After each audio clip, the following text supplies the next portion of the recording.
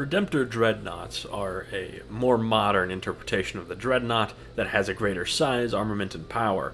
Its weapons are quite devastating, though this does come at the cost of the pilot, as people who are interred into Redemptor Dreadnoughts often lose their minds extremely quickly, at least compared to other Dreadnoughts.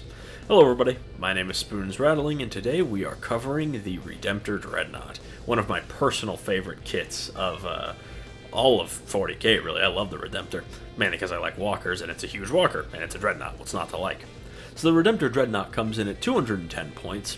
It has the standard Redemptor stat line of 8 inches of movement, toughness 10, a 2+ save, 12 wounds, leadership 6+, and OC 4. While this is a solid profile for 210 points, it's not exactly standout in any one way, as at that points cost you're almost to the point of a Land Raider. However, he does make up for that with his whole suite of weapons. The one that everyone knows is, of course, the Macro Plasma Incinerator, which has Blast, D6 plus 1 attacks, ballistic skill 3+, 36-inch range, strength 8, AP 3, and damage 2. A very solid profile even before overcharging.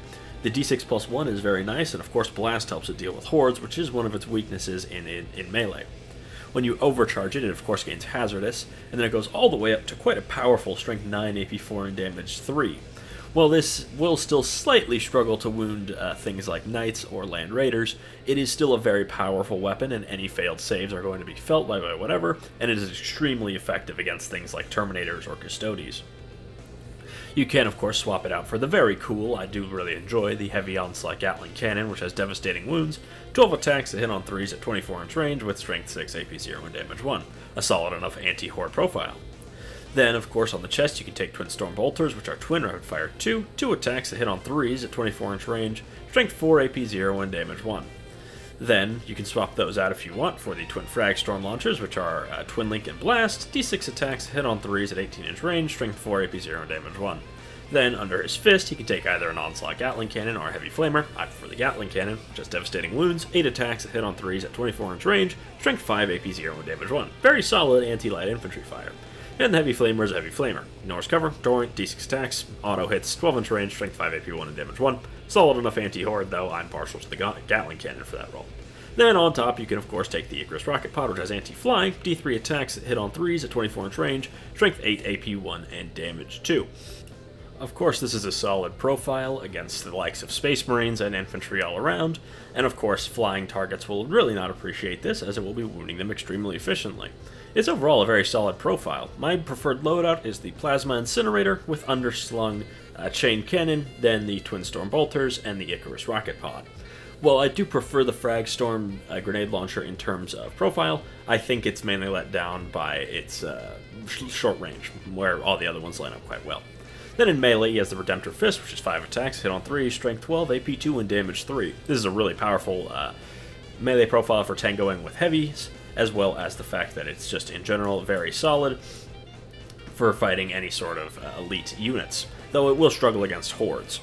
In terms of abilities, he of course has Deadly Demise D3, and his ability is Duty Eternal. Each time an attack is allocated to this model, subtract 1 from the damage characteristic. This is very, very solid, and makes him significantly tougher against the likes of damage 1, 2, and 3, and really against everything, but those are the big ones, really.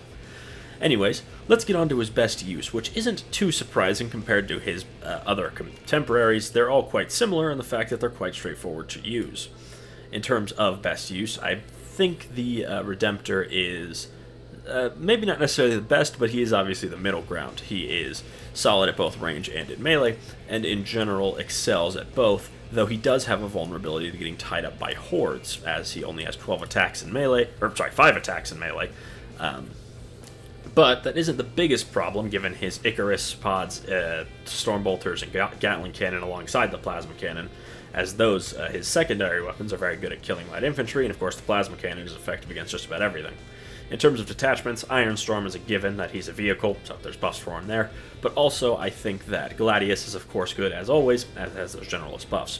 Storm of Fire would be overkill on the Plasma Cannon. AP 5 is generally, there's nothing in the game that can save that outside of invulnerable saves, so it's very solid, but the Storm Bolter Gatling Cannon and Icarus Rocket Pod would really enjoy the extra AP. Of course, +1 to wounded melee is also very solid, and being able to advance and shoot and advance and charge is very good for this guy, as he does want to make use of both his plasma and his melee. In terms of buffing characters, of course, the Tech Marine is invaluable. His healing goes a long way with that -1 damage, and in general, +1 to hit is very useful for his Plasma Cannon.